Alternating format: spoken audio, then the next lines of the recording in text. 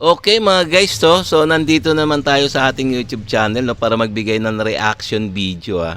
So itong bibigyan natin reaction video, ito yung mga mainit na balita sa ngayon tungkol sa West Philippine Sea. Alam nyo naman na ang West Philippine Sea, napakainit na issue to sa ngayon. So itong bibigyan natin reaction, ito yung nangyayari ngayon sa Sabina Shoal. Sa kabila ng meron ng pinasang batas. Dalawang batas 'yon, bagong batas na pinirmahan ni Bongbong Marcos So talagang ayun ang batas na 'yon, ayun na kumbaga nagpapatigas ng ating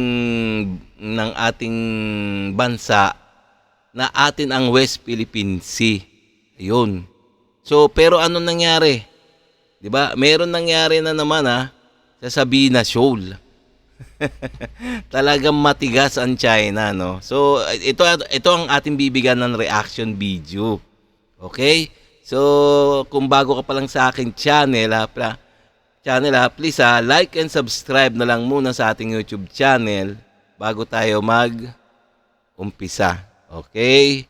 And also, syempre, please paki-subscribe kay GMA Integrated News.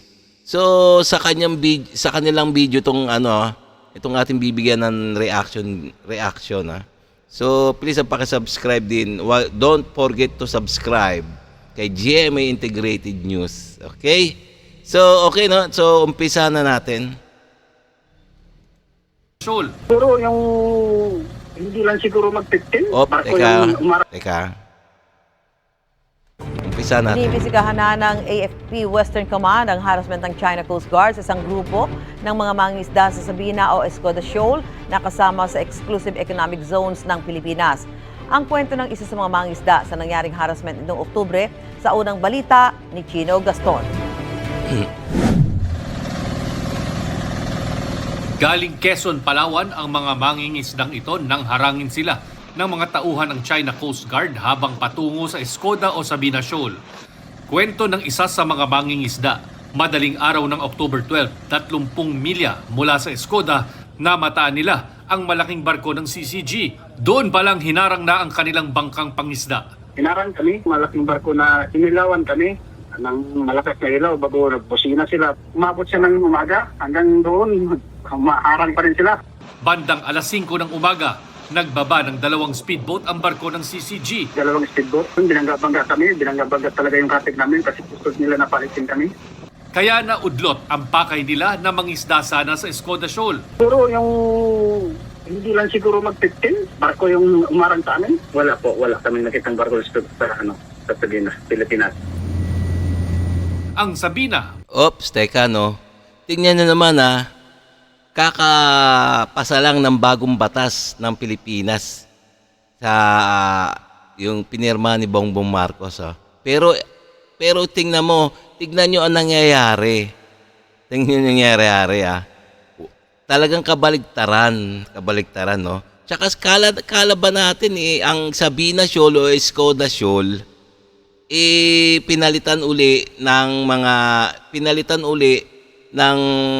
panibagong magbabantay ng mga Philippine Coast Guard. So hindi pala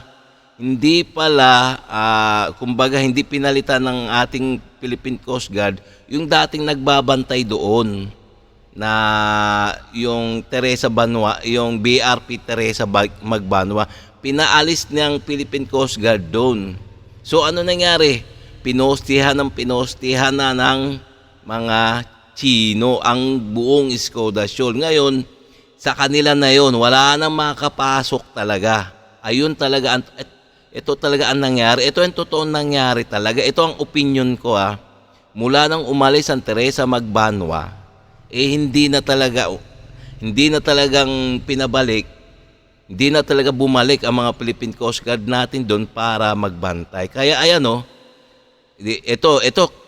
totoo to talagang sinabi ng mangingisda, talagang hinarang sila ng Philippine Coast ng mga China Coast Guard. Napakarami daw, 'di ba? Sabi, 'di ba?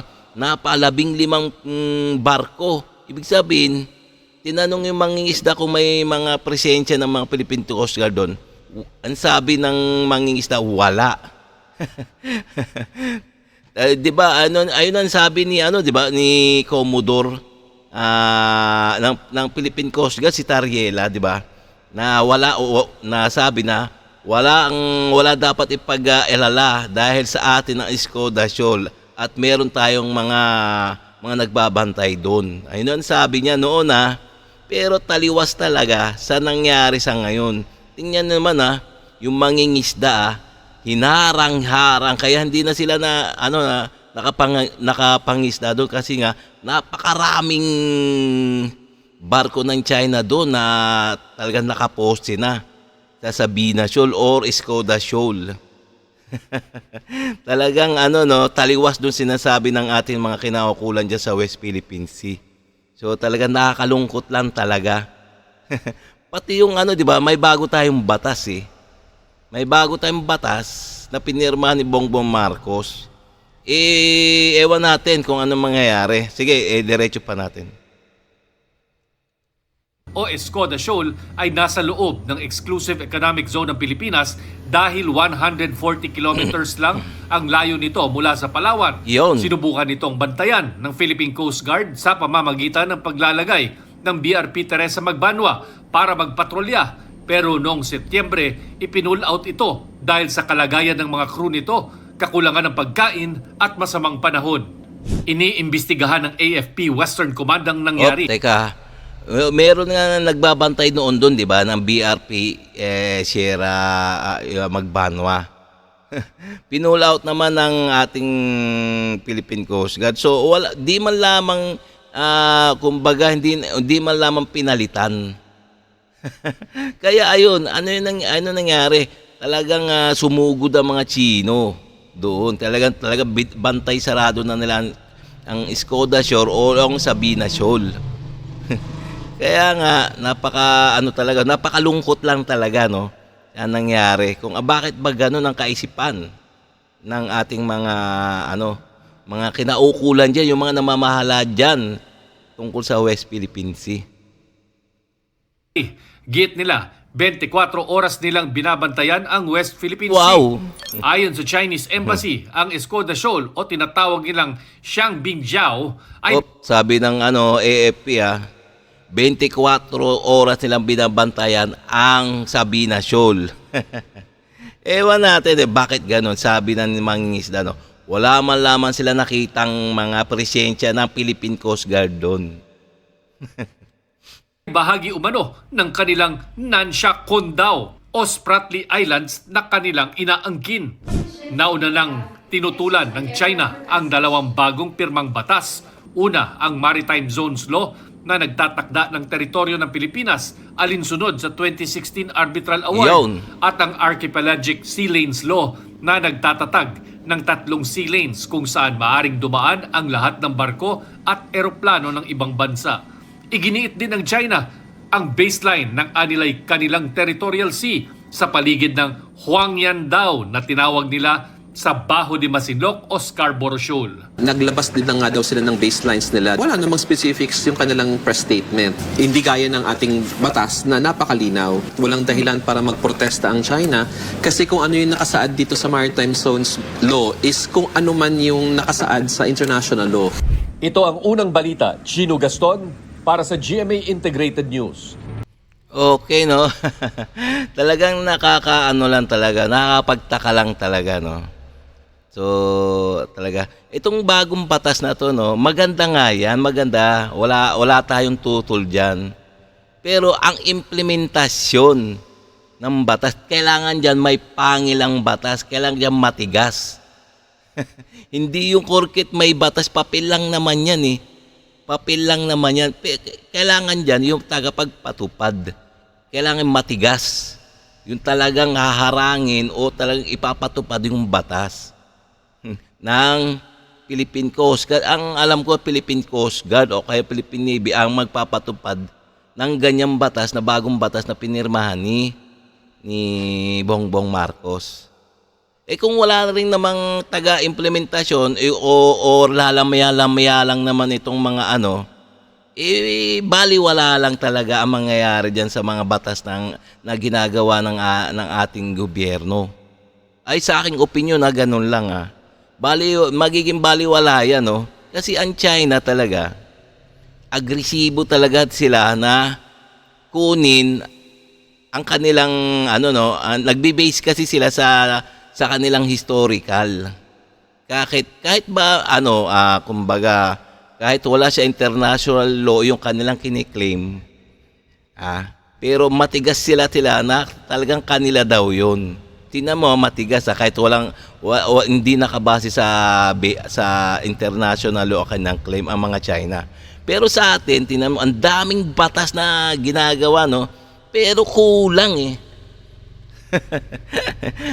sa palagay ko kulang sa implementasyon, tulang sa pangil, tulang sa tapang, lahat na. Kahit gumawa ka pa ng 10 batas dyan tungkol sa maritime law dyan sa West Philippine Sea, kung wala naman pagpatubad yung kamay na bakal dyan, wala rin yan.